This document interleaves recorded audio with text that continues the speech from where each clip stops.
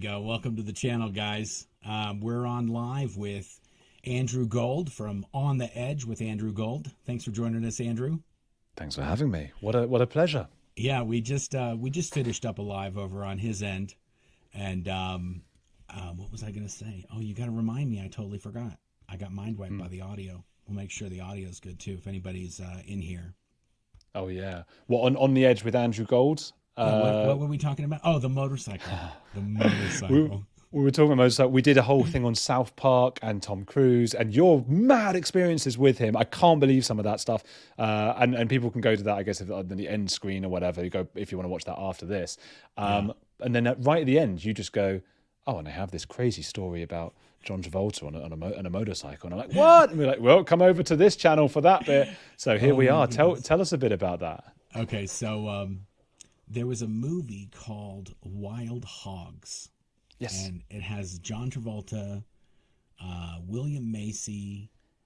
Gosh, I wish I remember the other two guys. There's another two guys in it. Another two famous comedians. The guy from the DIY thing, the DIY sitcom. Yeah. He goes like Home Improvement. That's what he's in, and he's Tim Allen. Tim Allen, yes, Tim Allen.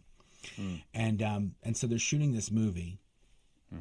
And they would ride these bikes. So they kind of get into the character. They'd ride these bikes between like the location and where they're going to eat lunch, or the location and the hotel. And they shot it all in the same kind of spot. And it says Mark's mic is really low. God, I don't know what is going on. It's just because it's only going in one. Is there a loose connection maybe somewhere? I'm so good right now. I mean, maybe. Yeah, maybe I just need to put the mic close to my mouth.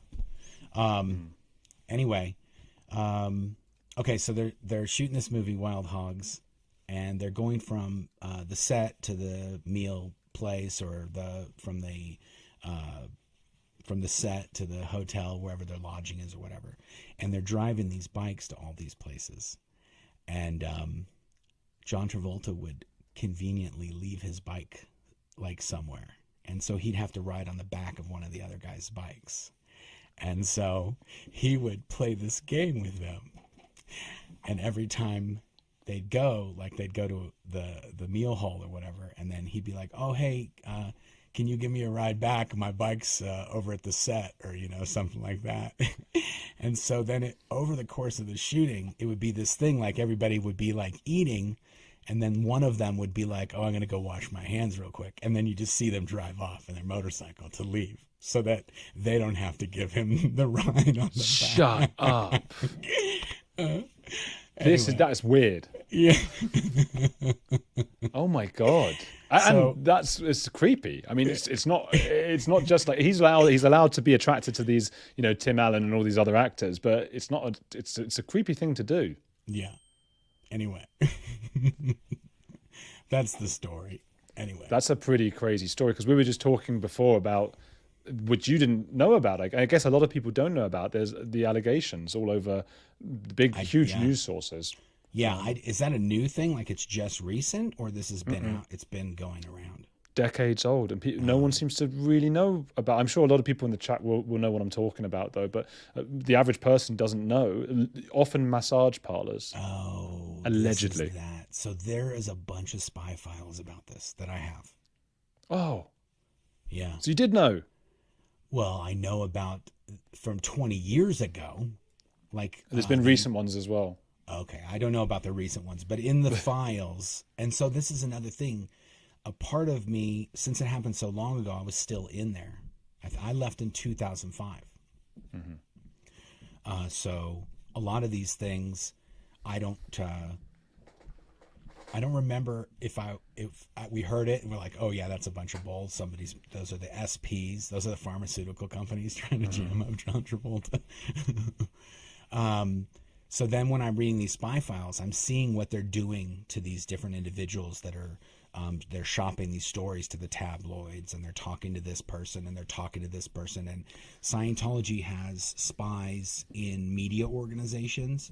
They have private investigators. They have all these, they're best buddies with entertainment lawyers, with agents, with like Burt Fields is cozy. There's a bunch of documents where Burt Fields, who's Tom Cruise's lawyer, is getting buddy. He's buddies with Larry King, and Larry King is trying to get David Miscavige on his show. And so Larry King makes a deal with Scientology. If Dave Miscavige comes on my show, we won't do a hard interview. We'll do a super softball interview. We won't do any stories on Scientology. We won't do anything else if Dave comes on. And they have that same deal happening with Anderson Cooper. So Scientology's making all these backroom deals with all these TV shows that maybe David Miscavige will come on your show, but you can't do any Scientology stories until this happens. Like, you can't do any dunk pieces on us. You can't do any exposés. You can't do any of that. And so while that's happening, Barbara Walters is trying to get into this mix. And she wants to interview Dave. And she goes and gets a tour of all these Scientology facilities in Los Angeles. And while she's getting the tour, she says, you know, can I talk, like her assistant and the Scientology person go off, and she's just with like one main Scientology public relations person, the boss lady of this little tour. And Barbara Walters leans in and says, hey, can maybe I get some auditing? Can I get some counseling? Barbara Walters is saying this. Like, I was thinking about getting some counseling myself. And they're like, oh my God, why is that Barbara Walters wants to be in Scientology and all this other stuff? And it's like a big deal. And Barbara Walters totally played them so that she could get the interview. And she ended up, I think, getting Tom Cruise. Wow, that's incredible. That does speak to like the journalist's role in general. I mean, there is this really complicated relationship that we have with whoever you want to interview. There's like an exchange going on that nobody speaks about, and it's sort of like the person being interviewed is like, well, why am I doing this? The point is that I look good, otherwise there's no, and then the journalist is like, but I want you probably to look bad. And you've got to sort of go somewhere in the middle. So I can see how that, with Scientology, it's no different in some senses to any nefarious cult or anything, if you want to get access to them. Yeah, if people don't know that out there, all the media works like this. All the celebrities that are in the tabloids and the paparazzi and all that stuff, a lot of that is all organized, and the person's like, we're going to the restaurant, this is when we're going to be there, okay, the photographer's like, okay, they're going to be here at 2:30. They're making millions and millions of dollars. All these different people are making money off of this. So man, it's interesting what you say about them just having their spies everywhere. Because I was just talking to Erin Smith-Levin the other day about these links between the director that Tom Cruise works with, Chris McQuarrie, and they make Mission Impossible, Top Gun, and all that, and Scientology. Because we don't know if he is a Scientologist, and he might well not be, Chris McQuarrie, but his name is on the property in the sky. Is it Skyview in Clearwater? Oh, that new. I think it's a rich Scientologist called David Agami who built that building. And yeah, there's probably. I mean, I don't know if. I know Tom Cruise was gonna have a apartment there. That was the whole idea all along. And there was rumors. There was rumors that other people could get in on this, kind of be like a exclusive place where you could get a spot. So that director, I mean, I don't know. I don't know if I didn't know he had any involvement in Scientology. I don't know of any involvement, but it could just be like, oh, I got this cool hookup near Clearwater Beach, and we're doing all these movies together. We can hang out before the movie. Yeah. His name is registered to the same apartment in the complex as one of Tom Cruise's daughters. Yeah, it's all a bit fishy. That's weird to me. That doesn't make sense to me. We were talking about that at South Park on the first part of our stream tonight on my channel. Yeah. And again, it's interesting what you say, because I remember that Trapped in the Closet episode we were talking about that reveals everything about Xenu. The poster for it because, you know, one of the South Park writers is Jewish, and the stereotype about Jewish people is that they run Hollywood or whatever. And there's the poster has the Scientology building and says, "Come on, Jews, show them who really runs Hollywood," in reference to Scientology. That was at the time, like Trapped in the Closet. That was back, you know, when that episode came out, 2006, was it? That's so crazy. They're so on the ball, aren't they? And also, they did. They've really gone after a ton of people on their show. It's not new that they do this.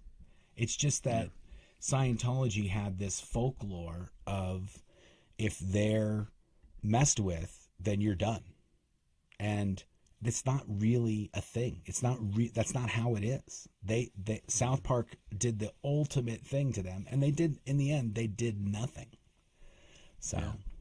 It's fascinating. That it's an interesting thing, because I've always thought, and I've had, obviously since I've been covering it, I start to think, oh, should I be worried? And Erin and Chris Shelton and everyone said no, because they don't do anything nowadays and all that stuff.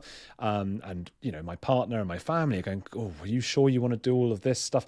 But the most of the stuff they do, and I don't want to tempt fate here, but it tends to be like a website. It's a website about someone, which everyone knows is fake, because everybody knows Scientology wrote it. Yeah. And the best is, I love to tell this story too, is so when I left and I realized, oh, this is a bunch of nonsense, the very first thing I did was bought markheadley.com. That was the first thing I did. Because I knew these guys would set up a website about me. If I said anything, they're going to set up a website. And a lot of exes would do that. And so when Aaron left, he bought the website. Oh, and what happened was, because people were buying their own domain names, Scientology started creating the website whoismarkheadley.com, whoismikerinder.com. So when Aaron left, he bought whoisaaronsmith.com. And so his website is the only one that's not like that. But he didn't buy aaronsmithlevin.com, so they have aaronsmithlevin.com. He needed to buy like all of them, every variation possible. No. He bought whoisaaronsmith.com. Yeah, but he needed his name as well. They bought the regular, just his name, aaronsmith.com, the one we were all buying, so they wouldn't set up websites about us. But you can't win. Yeah, but I have a video on my channel that I uploaded like 5 years ago when I wasn't doing videos. I was they're just scrolling names of domains that they've set up, and Scientology has set up tens of thousands of domains. They have more domains, maybe possibly, than any other single organization in the world. And the reason they have this is every single possible thing that they think someone's going to search, they've bought the domain for it. DavidMiscavigeisgay.com is owned by Scientology. David Miscavige and TomCruise.com, owned by Scientology. David Miscavige is a petty little bitch.com. Scientology owns that website. There's hundreds that last one's ridiculous. That sounds like a disgruntled employee who's like, I'll get this for later. That's exactly what all the domains sound like. They're literally L. Ron Hubbard's best friend, DavidMiscavige.com. I'm not kidding you. These are real websites that Scientology has bought the domain names for. What happens if you type them? A lot of them just go to a standard Scientology website. So no matter what you search, you just end up at their site. And some of them don't go anywhere, but they've bought them so somebody else can't buy them. So they have different ones. So that those we call those the vanity sites. So they're almost all of them. There's several thousand. And I'd say 80% of them have David Miscavige in the domain name. He's obsessed. We call those the vanity sites. Now there's also hate sites, and the hate sites are about us ex-members.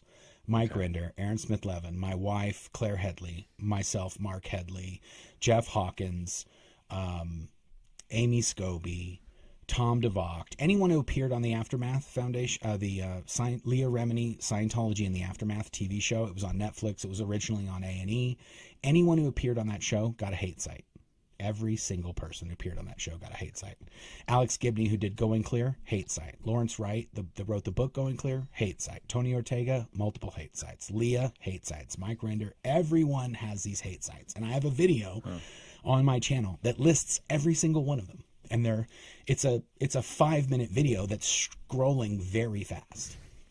I wonder how long I've got to go to get one. Maybe they can't, because there was a very famous Andrew Gold from the 80s, who was a singer. Yeah. It'd be difficult to get the Google rankings for them. Maybe. Well, they would just get who is Andrew Gold. Yeah, but I think that Andrew Gold, the singer, would still be at the top. Oh, but they could pay. Google. They pay for Google ads for all these sites too. So if you search my name right now, those sites are going to come up first, like the number one result. It might be a good way for me to get to the top of the Google rankings then. Well, that's what I'm saying. And we have a saying in this Scientology, like the kind of Scientology expose community, which you ain't doing it right if you don't have a hate site. I like that. It would make sense based on what you said, for them to, if they've got 10,000 or so, or thousands of domain names, it makes sense for them, I suppose, to get the ones of people who are currently high-profile Scientologists, so they have them all ready for if they leave. You say that. They do. They have that. Yeah. So there's a bunch of international executives, and their names are like Mark Yeager, Ray Midoff, Guillaume Lesèvre. They all have domain names registered in their name. They're still there. They have those just domain waiting. names. Think about that. They're there, and they bought the domains. Like, what's going on? Man. And Mike and I joked. We were talking about this in another video. Mike Rinder, who just started a YouTube channel. And we were talking about, he probably, when they set up the websites about us, they told those guys. Dave went and told those guys and said, hey, we got websites for Mike and Mark Headley and all those guys, and we got them on you guys too, just in case you're getting any ideas. Oh, like wow. That's like Mike and I joked, that is like something that would happen. Like he would threaten them with stuff he's doing to us when he's talking to them. When you were in Scientology, were you involved in doing this? And sort of, because I know Mike Rinder was sort of quite in that, you know, the OSA stuff and getting people back and things like that. Was that part of your job at any time? No. I worked in the audiovisual area of Golden Era Productions. So I was mainly making cassettes, VHS tapes, CDs, DVDs, audiovisual systems for the organizations, the Scientology organizations all over the world, to play these films and videos and audio programs and stuff like that. And the only thing I really knew about OSA was that for many years I attended this thing called the International FP, the International Financial Planning. And it was the financial planning of how all of the money was being spent internationally for Scientology. And this meeting would take place every single week. So there'd be about $1 million that would come in, and they'd divvy up the $1 million. And wow. And I represented the film and video production portion of that. So I was always trying to get my 100 or 250 or 50 or 30 or 400, whatever amount I needed to be able to keep producing. I'd have to go and it was kind of like you went and pitched. You had to go pitch, like, I need this, and I'm doing this, and I got this, and Dave Miscavige said we needed to do this, and I need $50K to be able to do that. You good?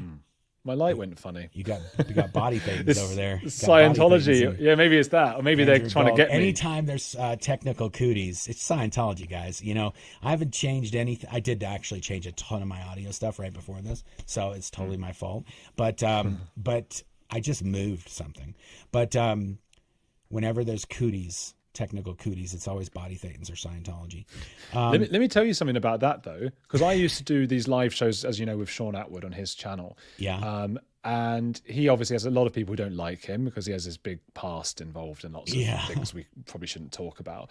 But sometimes things would go wrong, and he actually looked into it because he always thought people were trying to get him or whatever. And I was like, come on, man, you're just, paranoid. Right. You're you lunatic. But then he emailed his like service provider, and Yeah. he showed me the emails they sent back. It suggested that that might actually be what happened. Like people who were out to get him did try and mess with his internet. Oh, yeah, to bring down his stream. Oh no, we were in the spy documents. They have all my phone records for months and months and months. Every person I ever called. And we would regularly get these messages or mail from our telephone company saying, we just want to make sure you got the records that we sent you. We're like, what? We didn't ask for any records. And so it's in these spy files. They're just lists and lists of everyone I called, and they skip traced them, so they identified every single person in the entire call list because it was just numbers. That's all you can get from the phone company. So, but they summarized them. So it was like he talked to this person on this day, this day, this day for this long, this long, this long, this long. They would buy my garbage every week. They had people. I had a birthday party. This is the craziest one. I don't know if I've gotten up. I think I'm just about to get up to this one. I've been doing these videos. I do like one. I think I might be up to like 14 or something like that. There's 5,000 documents. Is this when they're going through your bins and stuff? Is that when you're in Scientology? This was in 2006, after I escaped from Scientology in 2005. And then at the very end of 2005, going into 2006, I started writing and exposing them on the internet. And when people escape from Scientology, it's called a blow. So when you escape, it's called a blow, an unauthorized leave. And most of the time, anyone who's blown, they get them back. They recover them. They drag them back to Scientology, and they get them to stay. So when I started posting stuff on the internet, I was posting under the name Blown for Good. So like, I'm never going back. You're never going to get me back. And so a lot of these files start off with like, who is Blown for Good? And it's a mystery. And That's cool. And Mike Rinder right off the bat's like, it's Mark Headley. And David Miscavige told him it wasn't. He's like, there's no way Mark Headley would do this. There's no way Mark Headley would know any of these things. There's no way Mark Headley in a million years would be crazy enough to be saying this stuff on the internet. He's not smart enough, Mark Headley, to do this stuff. He didn't say that, but he just said it was no way it was me. So it's Mike Rinder and OSA, the Office of Special Affairs, trying to convince David Miscavige that it's me. And he doesn't believe it. So a lot of these reports are sort of pleading. We know it's Mark. We're telling you it's Mark. We positive it's Mark, but he won't believe him. So they're getting copies of faxes, and they're digging through my garbage, and they're trying to like match up something that Blown for Good said on the internet with something that I said in the real world, like words I use in my writings and stuff like that. That's so funny. When I listen to this, firstly, I think of the Stasi, because it's the only comparable organization in terms of that much information. I remember reading, I can't remember exactly what it was, but it was like, if you got all the papers from the Stasi over the years that were information on other people and stacked them together, there's one of these crazy things, I'm going to get it wrong, but it's like it would go to the moon. Or it would cover the whole of Germany, something like that. And it seems like that. Now, I'm torn between thinking, wouldn't they be, on the one hand, just better off ignoring everything because the amount of time, effort and money they are putting into tracking if they just got on with their lives and did their Scientology stuff, because there's the Streisand effect, when she had her house in the Wikipedia and she was Streisand effect, totally. Her Malibu house, exactly. The more she complained about it being out, everyone knows where her house is. And I wonder if where her house is. Is that what Scientology bringing more on themselves? And then the other part of me is thinking, well, I suppose, like, from what I've read, there's not much to do around like the Sea Org and stuff. You're cleaning up, you're messing up. Maybe it gives purpose. It's all busy work. It's all make work. It's all busy work. And we have to get it done right now. And that was the thing I was going to say. So I would go to this finance committee to get money. And the thing that I would always remember is that OSA would always get about $100,000 a week. Like, that's how much they got every week, was $100,000. So I would always think, like, how are they spending? Like, I have a film crew and multiple video crews, and we have, post-production and pre-production, and we're building sets, and we're hiring actors, and we're spending a lot of money. So I could spend $300,000-$400,000. I'm going, how are OSA spending $100,000 a week? And they wouldn't only get money from the International Finance Committee, they would also get money from other places. So it was like, this is one little piece of the pie that this is one bucket that they pull out of. Yeah. And so then, now that I've left and I've had all these people, in my garbage and private investigators following me all the time, and you go like, oh yeah, no, I see how this is like easily to spend $100,000 a week. Oh, like, they probably should. They're probably spending 5 times that now, at least. There was a story in the I think it was the Tampa Bay Times or the St. Pete Times. And it talked about these 2 private investigators. They paid like $25 million to watch one guy. Who? His name was Pat Broker. He was the guy that L. Ron Hubbard actually turned Scientology turned it over to run. And David Miscavige blackmailed him into leaving, and then spent $25 million keeping an eye on him. He's just a paranoid lunatic. Oh my God. Boss baby. Scientology boss baby. But I have come to learn with cults, because obviously I do a lot on other cults and things as well. One of the key elements is non-believers. Look at the guys who hate us, and that's what keeps people involved. And I wonder if all that money they spend is not really about like trying to track the people down or whatever. It's about giving the people doing the tracking down some sort of purpose and an enemy, so that they stick together and stay in Scientology and give more money to it. Yeah, I think that's really one of the things. I mean, in terms of getting the money, I think is they have to play this game that Scientology is expanding, and all these things are happening so that they'll still keep getting these whales to give them money, because they're not making money any other way. There's no other income source in Scientology right now. They're not making money off people doing auditing and people doing counseling. They're making all their money off of these people that are giving them $5 million or $10 million or whatever it is. So anyway, somebody's saying, what the hell? I think it's the same one person that says they can't hear me. Everybody else says it's fine. What'd you say, Mark? No way. Joking. No, I can hear you fine. It's just because it's in one ear. It's a bit more in one ear. Yeah, so I think some people they might have only one side of their speakers on or something. I don't know, man. We'll try talking out the side of your mouth. Yeah. Oh, it'll be. I think it's fine. I mean, I've heard everything you've said fine. Yeah, and I have people texting me saying the audio is fine. Aaron Smith Levin, I just have to tell you this. Lex Friedman just released his interview with Aaron Smith Levin just now. Wow. While we're That's going to kick off. Yeah. So, as much as Aaron has way more subscribers to me, guys, when you're done with this video and after you've subscribed, go over to this Lex Friedman podcast. It's I'm so excited because we've been waiting for this Did you hear that? Oh, it's a 2 hour 13-minute podcast. Oh, well, he flew out there for it. 2.7 million subscribers. Hopefully that'll get the word out there. I hope so, man. I was so excited when I heard that as well. I can't wait to listen to that straight after this. I mean, although people who haven't seen the first part of our interview on my channel should first watch that with all our secrets about Tom Cruise that you revealed. Hey, I need to get up to like 80. I'm trying to get to 80,000 subscribers because that's how many Scientology had. That's how many they have on. I think it's like 82,000. They have this game they play every year in Scientology called the Birthday Game. And they compete. All the Scientology organizations compete against each other, and so I'm competing against Scientology in our own little birthday game. That's cool. So 80,000, you say, or 82,000? I'm trying to get to like 82,000, which is more than them. And that's another thing. They spend all this money on domains, and they spend all this money on the internet and Google advertising and everything else. Mike Rinder has a blog, and he gets more traffic to his blog than Scientology does to all of their websites. Just Mike I'm not Rinder surprised with a blog.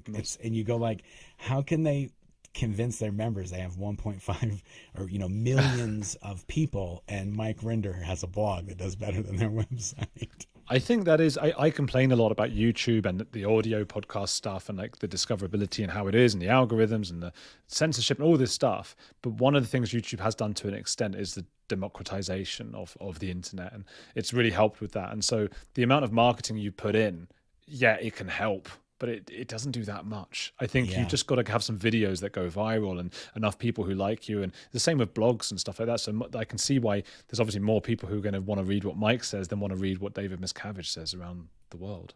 Yeah, and I think that's the thing that's messing up Scientology, because the only way it can kind of control their members is with keeping secrets and making the information not out on the internet. And so because you can answer these questions, a lot of Scientologists have questions, and a ton of Scientologists watch my channel and Aaron's channel and Mike's channel. And I get emails, and these people contact me and say, oh, I've been in for 20 years and I'm not going to go anymore because I'm finding out we've been being lied to.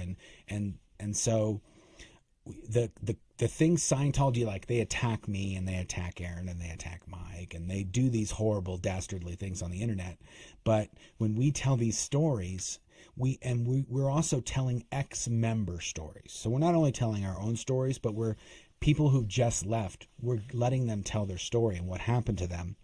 And when Scientologists hear that, they leave, and then we tell their story. And it's sort of this. It just keeps coming around again. And now we've actually organized to a point where we've got a foundation set up so that we can help people leave. So people that want to leave and that don't believe in Scientology, a lot of those people haven't left or don't leave because they have nowhere to go. They can't start their life over again. And so we set up this foundation, and that is specifically trying to help these people get a job or get a GED. If people are in the C organization, they've never, like, I don't have a GED. I never went past like 12th grade. I want to say like, I don't even know what that is. Probably like 6th or 8th grade. Like an exams grades. I would say like middle school. Right. Like I haven't even gotten to high school like grades. Yeah. That's a fascinating thing, because like you guys are so, like, you and Aaron and Mike are so well spoken and seem really smart. It makes me think, you know what was the point of all that education? Because you guys are fine. Well, but it must be a weird thing anyway. I mean, Aaron said there's so much that he just didn't know. Yeah, you really don't. You really you just, like I was saying before, you're kind of tilted. You're everything is off, and things that you were told that you just knew were fact, you're like, oh yeah, no, I gotta like start from scratch. Like I have to basically pretend like I don't know anything so that I can figure out what's the real truth, what's really the way it is, and what I've been told from L. Ron Hubbard or David Miscavige or Scientology or, whatever. So... last night I interviewed an ex-Hasidic Jewish woman called Javi Weisberger, and because there's just so many similarities with all of this, and there's that same thing when they want to leave, and they have organizations to help them leave in the same way. And it's exactly this. It's just so interesting. And Aaron has said before that he almost enjoys it more to feel that with somebody who was in a different cult from Scientology, because it's just like, wow, isn't that amazing, some of the things we have in common here. And with the Hasidic Jewish, like especially the men, many of them don't even speak English. These are people who have lived their whole lives in America and England and places like that. And they don't even speak English. No, because the women tend to learn English, but they speak Yiddish at home. But the women are usually the breadwinners. They go out and work in the real world, and they go and like do the shopping and so they have to be able to speak English. But a lot of the men are even more insular, and they speak Yiddish.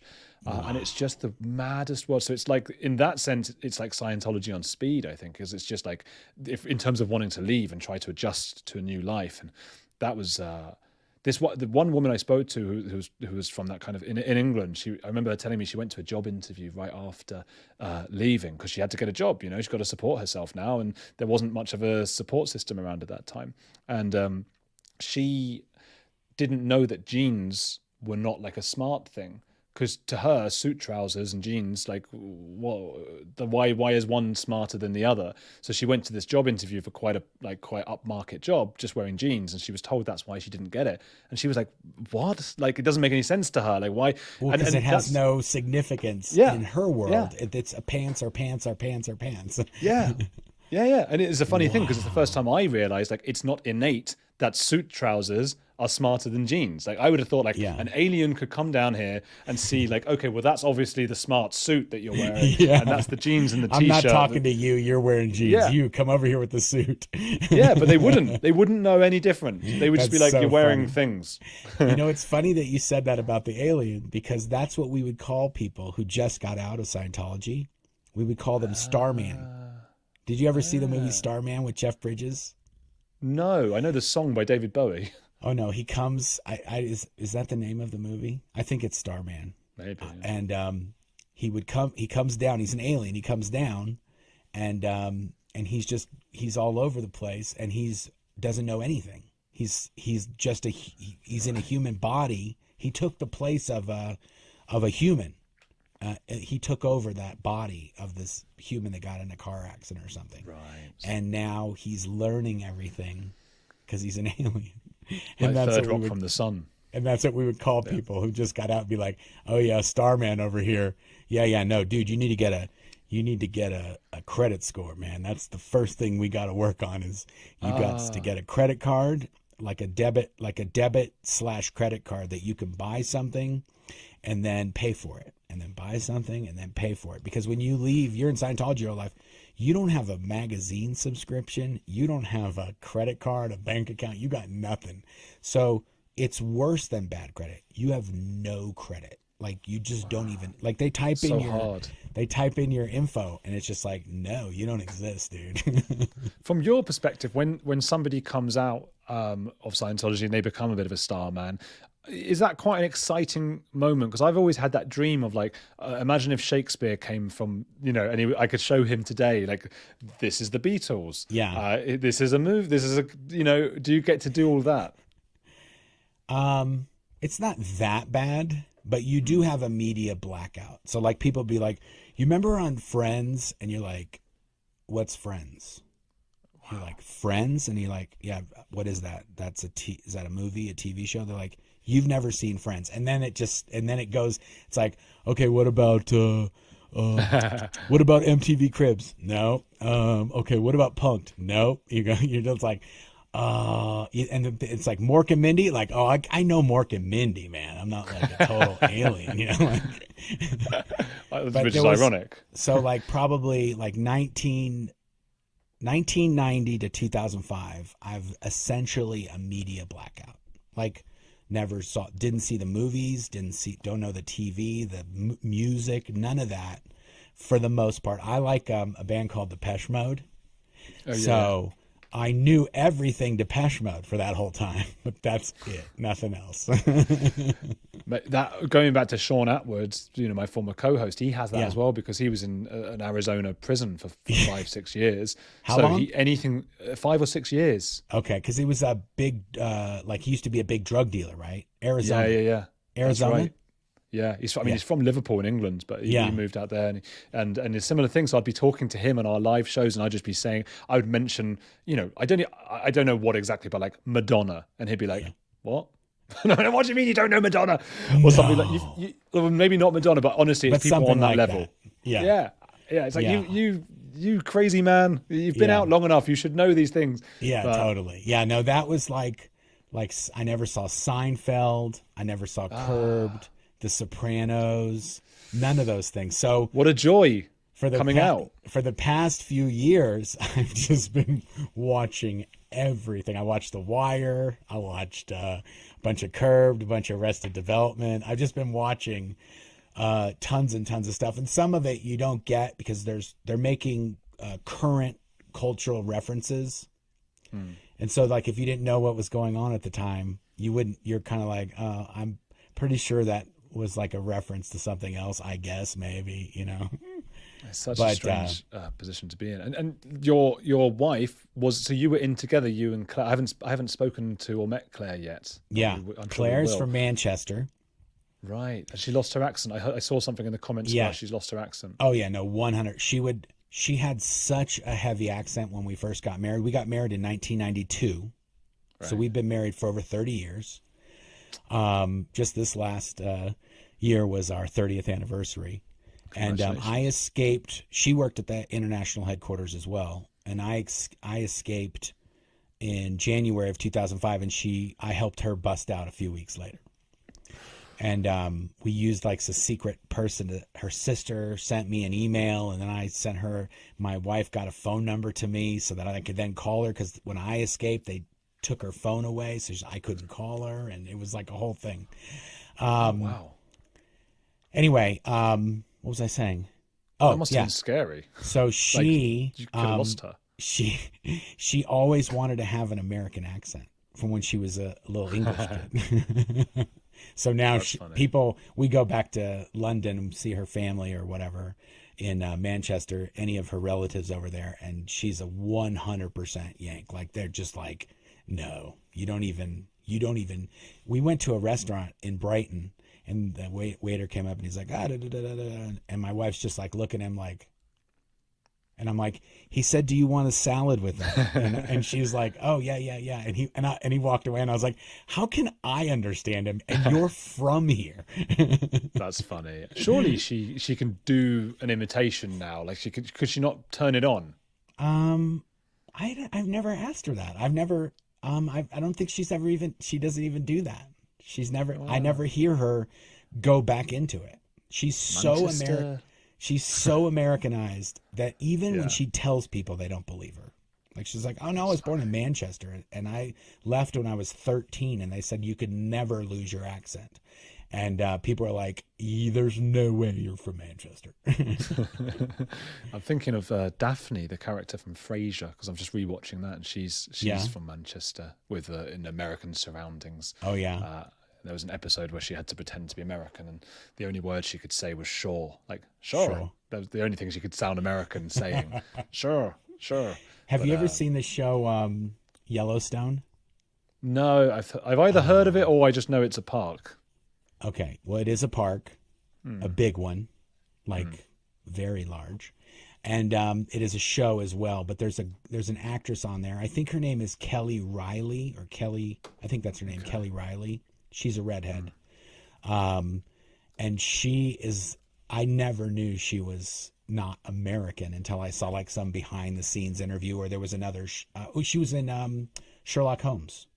Right. She's the wife of Watson in Sherlock Holmes, the Guy Ritchie movie. Yeah, was it Jude Law or someone? Yeah, she's the wife of Jude Law, Kelly Riley. Oh no, she's the wife of Kyle Bauer. Well, in real life, yeah. In the movie, she plays Watson's newlywed.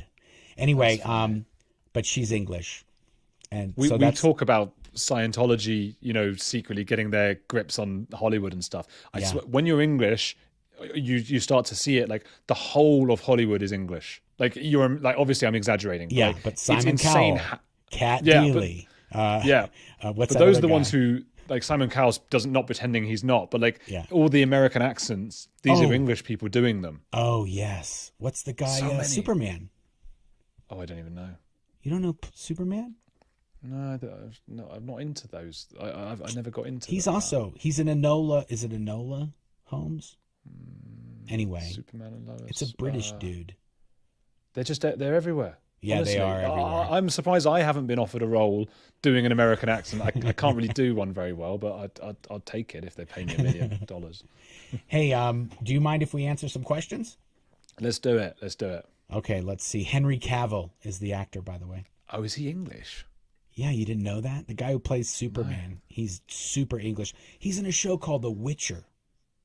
You don't watch The Witcher? No, but I recognize him now. Henry Cavill. He's a stud. Anyway, he's super English, I think. Yeah, handsome. Yeah. Oh yeah. He's like alien level handsome. Okay, yeah. Lydia, we got a question here. Lydia Von Stretchclaw. I'm really loving how so many people from so many channels are together in the community. Love as opposed to cult. Yes. It really is sort of been my goal for a long time to make it popular to talk about these things. Yeah. And the fact that you're talking about it and Aaron's talking about it and, they're talking about it on South Park. And it's amazing to me that this is actually happening. I like that they said community as opposed to cult. And I was talking to you before. I did a YouTube course at some point, and there are some aspects of being a YouTuber that are a tiny bit culty. They tell you to do these things, like have the lights behind you that everyone recognizes, have non-believers, do certain rituals. My group call themselves edge hogs, which I love that they do that. And that can be culty. Yeah, edge hogs. So I got to come up with it. No, they've got to do it. They've got to come up. Oh, they have. Maybe to. Maybe it has they will to be organic. Yeah, because otherwise it annoys people, which I totally get. But somebody started saying, "Hey, we're hedgehogs," and that was fantastic. What a moment! I was like, "Oh, yes, I like that. That's beautiful." It means hedgehogs. But it means that I can never change the channel name, because a lot of people change their name afterwards to like their actual name. So I was going just to Andrew Gold. I can't do that now to my hedgehogs. But anyway, what I was going to say about that is I had a cult expert on called Amanda Montell, and she has this whole book called Cultish about cult stuff. I saw that. She comes to this. Oh, she's great. When I was looking at your channel today, I saw that one. I was like, oh, that looks good. Oh, she's fascinating. She's really good. And she comes to the conclusion in her book that, because a lot of people ask her, well, what do you do if you leave a cult? And then, as you were saying about the Starman sort of concept, what do you do now? You don't have any belonging. And she said the answer, and what about other things when you don't know if it's a cult, like a Jamba Juice communities and exercise communities. She sort of sees it as a spectrum. So Scientology might be a 10 out of 10, or a Heaven's Gate, for example, could be 10 out of 10, whereas Jamba Juice is a 1 out of 10, but it's still a bit cultist, and her answer is, don't get rid of the cultish things or worry too much about whether you're in a cult or not, but fill your life with many cults or cultish things, which I guess we'd call communities. Yeah. So hopefully what we have here is a community for a lot of ex-Scientologists, but also a lot of people who have their own sort of concerns and worries, and helps them feel at home with us. But they also have other interests, and that's why we're not a cult. They can go to other channels and other things. It's funny because you have two factions. You have the people that are in Scientology that want to leave, and they're kind of addicted to finding out behind all this stuff that they've never been able to have access to, that just secrets that they don't know about. And you suspect things when you're in Scientology, like, oh, that's kind of weird. I don't know what's that going on. Something's up with that. And then we're telling all those things. And then you have the people that are watching that happen. They're watching these people leave. They're hearing their stories right after they leave. And so, and the crazy thing is the people that are watching are rooting for the guys that are watching that want to leave. Yeah. Oh, yeah. So they're kind of like, you can do it. You can do it. And then when they leave, it's like, you did it. You did it. Let's hear your story. Tell us some crazy, Yeah. Join us. So it is fun. Okay, let's go through these. I'm a yapper. Lolo, while we're all patiently waiting, how about hitting the like button and subscribe? It's free. Yeah. So that's another thing. I have this problem though, dude. People that are Scientologists, they won't subscribe. No, but it doesn't matter because they won't subscribe because they think Scientology is going to find out that they're subscribed to the channel, and they're going to game them. I figured that would be the reason, but it doesn't matter. They'll still come back to your channel. And I saw Mr. Beast in that Lex Friedman interview. He was saying that subscribers is just a vanity thing. Oh, really? I didn't know that. He said it means nothing. It's just vanity. It's just I never knew that. For your resume. It's just like, hey, I've got 1 million subscribers. I've got 100. It's about who's engaged with you. Wow. You have a very engaged group of people, I think, because you have a very single-minded approach and single topic. Scientology. I have an issue because I cover Scientology and Meghan and Harry and this and that. There'll be a lot of people who are like, oh, I don't like that stuff, but I do like that stuff. And so I'm not going to get the same audience capture. But for you, I don't think it matters that much. And it will just rise anyway, naturally, over the coming months. Huh. Okay. So, well, I appreciate that. Here, you want to do something super meta? What? On the Edge with Andrew Gold said, I couldn't believe we hadn't done yet after all this time. We're starting in 40 minutes on my channel, then going to redirect here. Hope lots of you join us on both sides. There you go. Yeah. Well, we hadn't done anything together after, and I'd always seen you on things. It was kind of weird because I was thinking, have I talked to him before? Like I wondered as well. I was thinking, like, I'm positive and then I thought, Maybe. no, I talked to Sean Atwood on his channel, and that might even been the episode where he went to your channel afterwards. Maybe, I can't remember. Or I was watching another video of Sean's and it went to your channel or something. And so I was kind of like second guessing myself, like, oh man, I don't want to be stupid and like say like we've never talked, but I'm pretty sure we've never talked. No, I don't think we did, unless it was very briefly. But here we are now, by popular demand. That's what everyone wants, isn't it? Yeah. Okay. How many? I do have to go quite soon, by the way. Oh, well, I've got to have dinner. You know, I do this all the time with Aaron. I just let them bail, and then I just finish up the questions. Cool. You do that. I'm going to have some dinner. I'm quite awesome, hungry. dude. I appreciate you having me on all the way over on the other side of the pond there, and giving me a chance to talk and have you on my channel as well. No, this has been brilliant. We're going to do much, much more of this. Absolutely, dude. Thank you, everyone who's on here. Go over to Andrew's channel. I'll put a link to it in the description, but check him out over there. He's done interviews with Aaron. You did an interview with Mike too, right? Oh yeah, you did an interview with Mike. John Atack. Yeah, he's got a fair bit of Scientology content over on his channel, and then he's got all kinds of other cool stuff too. If you guys want to check it out, and thank you very much, dude. I really appreciate it. Oh, thank you. I'll speak to you after, and enjoy, everybody. Absolutely, much love. Hit me up. Yeah, speak soon. Bye. Awesome. Thanks, guys. That was tons of fun. Okay, I'm gonna go through the questions and. I don't want to lose any. Wow, somebody just said in the chats that was super fun.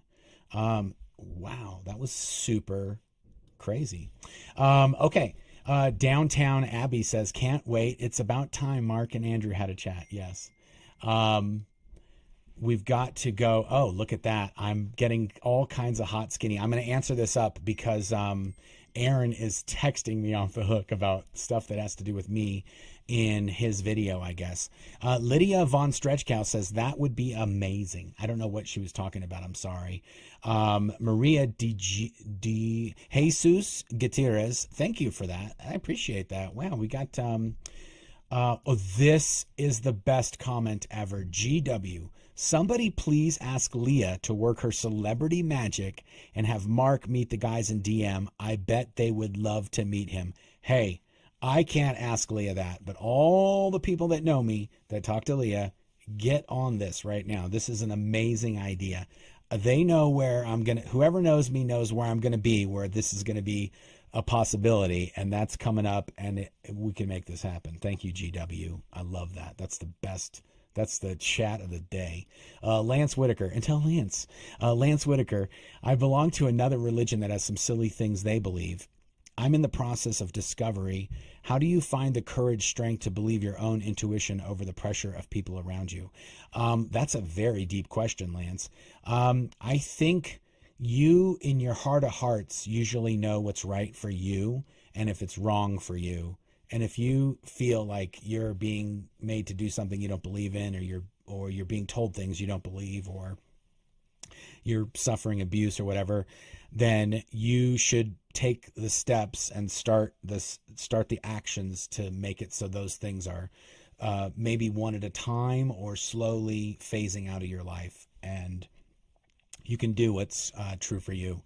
That you got to take a leap sometimes, I think. Yeah, and look online. There might be support groups for whatever group you're trying to leave, or there might be other people or stories. Usually talking to those people.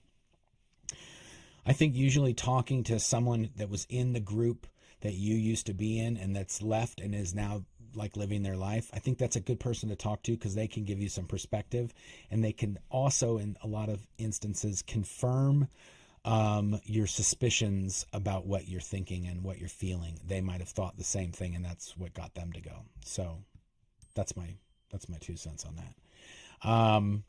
I'm so sorry, guys. Aaron is trying to to get me out of here. Okay. Oh, I'm just going to show this. Erica, thank you. Just bought my DM for November in Cleveland. I know, it's so exciting, right, Erica? Got so many good stuff happening. Brett Grace. Do Scientology grandparents ever try to bypass the second generation and doctrine the grandkids, or is it like the kids have an automatic suppressive person by association? I mean, that really depends on how old the kids are. That's a really good question, Brett. I think, like in my case, and this is a crazy thing, and maybe this is not helping my case against Scientology in the legal realms, but when we were declared suppressives, our families that are Scientologists can't speak to us. And by default, they can't speak to our kids because they're connected to us.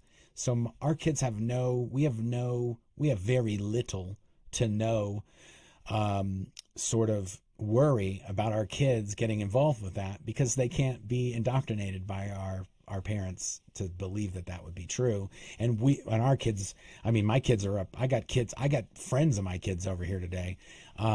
Everybody knows that there ain't no Scientology happening around our house. So yeah, and our kids have heard all the horror stories since they were born about all this, because we have parties and we have SP get-togethers, and they've heard more than you'll ever hear. So yeah, that is the positive part of that. But I don't know. I wasn't really, I wasn't old enough to kind of be aware of what was happening around me, familial and Scientology wise, when I was a public Scientologist, because I joined the Sea Org when I was 15 years old, and then I went and worked at the headquarters. So I haven't really been around a lot of public Scientologists out in the wild living their lives to be able to answer the other end of that. Bison 5360 super sticker. Thank you, Bison.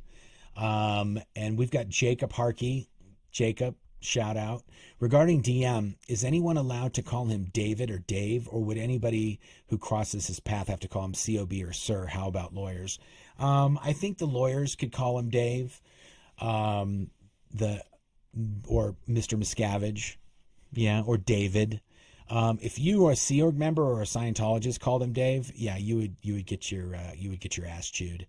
You would call him, usually you would just call him Sir, or you would call him, I would think most people just call him Sir. That's like the safest bet. It could get pretty ugly depending on, if you call him Captain, he will lose his mind. That's worse than Dave Captain. He hates being called Captain. I don't think he likes Scientology Boss Baby either, but I call him that every single time. Joe D. Haviland.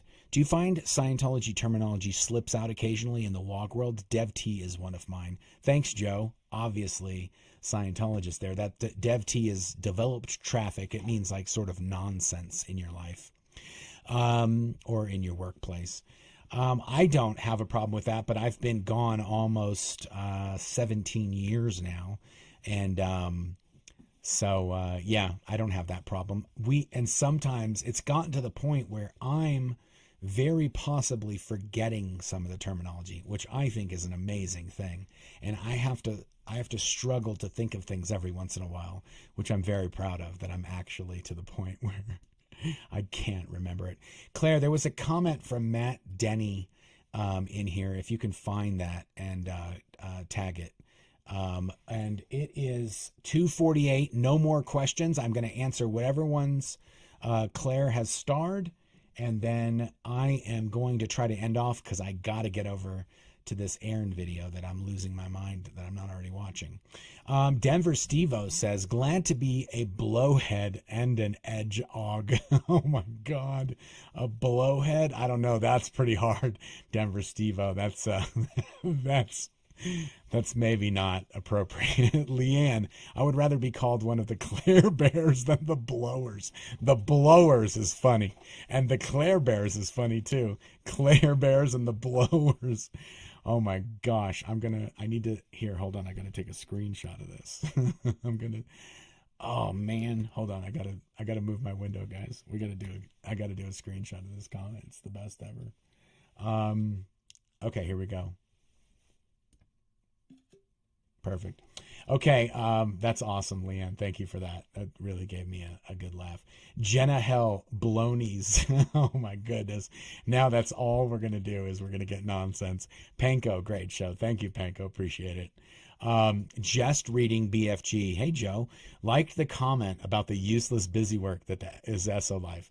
The quasi-military aspect and how it is used to manipulate and control is interesting, but frustrating to consider as well. Yeah, Joe, we were just talking about that on Andrew's channel. We were doing tons of busy work. Blow for good combined with Headley's has to be Blowhead's face blue smiling. Total identify with the pride in forgetting stuff. Yes, Catherine, thank you. Yeah, no, it's going downhill fast. I'm just trying to find this one last comment from Matt Denny.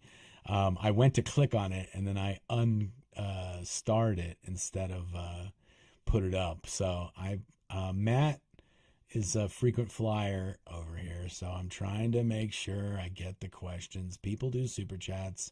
I try to always answer regular questions and super chats, and Matt Denny has got one in here, and I'm trying to find it, and I think Claire's off watching that Aaron video, and she's long gone, so I think I'm on my own here.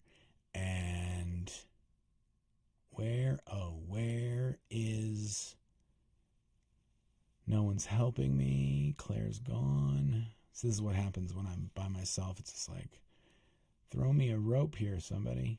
Oh my goodness. Oh my goodness.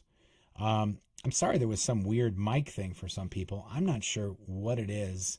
It looked like it was two people, but maybe it was other people as well. I'm not sure, guys. I literally moved some stuff, but everything's plugged in here. I cannot find your comment, Matt Denny. I'm super sorry. And I will make it up to you somehow, some way. And yeah, if you guys are interested in seeing the interview with Lex Friedman that Aaron Smith-Levin, Lex Friedman did an interview on YouTube with Aaron Smith-Levin. I haven't seen it yet, but I'm going to head over and watch it now. I'll put a link in the description of this video, but you could probably just go to YouTube and search Lex Friedman podcast. And Friedman is spelled F-R-I-D-M-A-N, and it's podcast number 361. Thank you for everybody who watches till the very end. And if you want to get my book, if you want to read about any of the crazy stuff that we talked about in today's episode, you can go to blownforgood.com, and my book, Blown for Good, Behind the Iron Curtain, is available there. If you buy a paperback or a hardback from blownforgood.com, both my wife and I signed them. And if you don't care about that and you just want a copy of the book, you can get it on Kindle. You can get it off Amazon. You can get it on Audible. And you can get it anywhere, pretty much ebooks, Sony, Apple, anywhere ebooks are sold, you can get a copy of it. And then, yeah. Oh, Claire showed up. She found the... Oh, no. Did she? Oh, yeah, there it is. Sorry, guys. I'm already like wrapping it up. How can the people who make videos on the hate sites do that? How do they justify themselves saying these things about family members? That's a great question, Matt. Scientologists believe that they are saving the planet. And if you have to throw one of your family members under the bus for Scientology, then so be it. Scientology was born during the Cold War era, and L. Ron Hubbard, there's a lot of like end of times speak in Scientology, and if we don't get it right here, right now, this is going to be the last chance humanity has in 1 trillion years kind of thing. And so they're really, they're like balls to the walls on the Scientology thing. And throwing a family member under the bus is like, that's a Tuesday in Scientology. Doing a hate video, that's a Wednesday at best. That ain't a special occasion. And you have to, Scientologists are really trained to turn off their emotions, and showing emotions is actually kind of a shameful thing to do in Scientology. And so it is rough for them to do videos and for me to hear about them. I personally never watch them, and I never go to their sites, and I block all the nonsense on Twitter so that I don't personally get it. But people telling me about it, people say it in the comments. I get screenshots sent to me. I got to look through things for legal reasons. I have to look through certain things, and it is kind of rough to hear about those things. But luckily, I was tortured and tormented by David Miscavige for 15 years at the international headquarters of Scientology.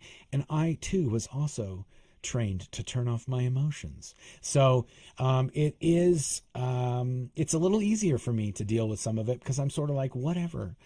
Just like they're like on a mission to clear the planet, I'm on a mission to expose Scientology. So to you. Okay, I think that's going to do it. People are just texting me, and oh no, that's Claire telling me she found Matt's comment. Thank you, Matt. I appreciate the comment. Sorry I couldn't find it. I think we took care of everything. We got the book. You want the book? Go there. We're still selling bobbleheads and SP bracelets over at the SP shop. We do have some very cool Xenu is my homeboy merch coming out, and a lot of Xenu and a lot of suggestions from listeners in here of different merch they want: sweatshirts, cups, mugs, magnets, all kinds of nonsense. We have got a ton of stuff in the works. And we've got a ton of you actually are working on it. There's a lot of people in the viewers of the channel that are helping us out with this stuff, and I really appreciate it.